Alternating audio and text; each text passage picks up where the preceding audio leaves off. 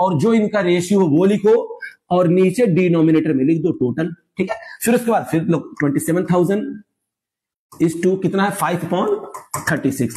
बस बच्चों इस टोटल करोगे ना तो ये 27,000 ही आएगा। इसका टोटल आप जब लिखेंगे यहां पर ना तो 27,000 ही टोटल आएगा। बस खत्म हो गया मामला। इतना सही काम करना है। बताओ आसान है कि नहीं है? सर बहुत आसान है, सर बहुत आसान है। और बताइए तो विजुअलाइजेशन आप कर लीजिए, सब आसान हो जाएगा। तो कहने का मतलब मांग तो रहे थे ये लोग 48,000, लेकिन देगा कितना? फर्म कितना देगा? 27,000, क्योंकि मेरे पास अवेलेबल प्रॉफिट ही उतना ही बचा हुआ है। ओके सर, अगला टॉपिक। तो बच्चों वो तो कॉन्सेप्ट उतना ही है, ठीक है, काफी आसान था।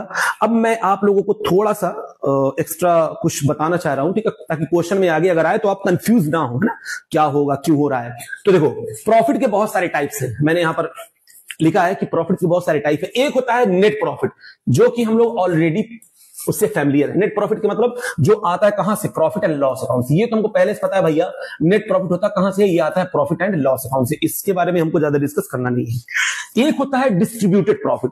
डिस्ट्रीब्यूटेड प्रॉफिट का मतलब क्या होता है बच्चों, कि हम लोग प्रॉफिट एंड लॉस एप्रोप्रिएशन का इनकम वाला साइड टोटल ले लें। मान लो इसका 100 है और इसका भी 100 है, दोनों मिलाकर के इधर आ रहा है कितना? 200 रुपए। सर अच्छे से लिखिए ना। ओके, तो ये नेट प्रॉफिट है, डिस्ट्रीब्यूटेड प्रॉफिट में निकाल लो। सपोज करो ये है 100 और ये भी है 100। मैं सब लिख देता हूं, पहले फिल कर देता हूं। ये सैलरी है आपकी 30 रुपए, इंटरेस्ट ऑन कैपिटल आपका है 30 रुपए, और कमीशन भी आपका कितना है? मान लो 20 रुपए। एक काम करते हैं, थोड़ा सा बदल देते हैं, 10 और 20 कर देते हैं, ठीक है ना। 30 10 20 इतना है। तो अगर आपसे कोई कहे कि भाई आप बताओ डिस्ट्रीब्यूटेड प्रॉफिट यहां पर कितना है? डिस्ट्रीब्यूटेड प्रॉफिट कितना? प्रॉफिट को हम डिस्ट्रीब्यूट कर सकते हैं अमंग पार्टनर्स में। तो आप क्या करेंगे? कहेंगे भाई 100 और 200 इधर टोटल इधर कर लो। 200 में से इसको माइनस कर दो। 30 10 40 और 20, यानी 30 50 60 60 200 माइनस कर दो। तो डिस्ट्रीब्यूटेड प्रॉफिट कितना आ गया? तो डिस्ट्रीब्यूटेड प्रॉफिट मैं यहां पर निकाल देता हूं। तो डिस्ट्रीब्यूटेड प्रॉफिट आपका आ जाएगा प्यारे प्यारे बच्चों 140, क्योंकि 200 इधर है, 60 माइनस करो कितना आ जाएगा? 140, ठीक है ना।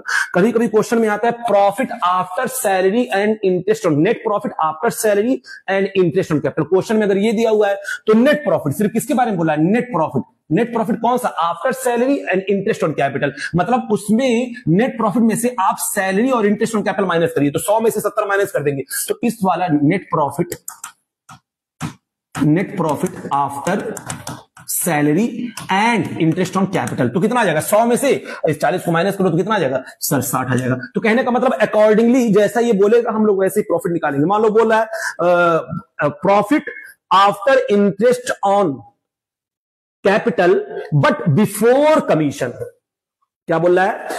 नेट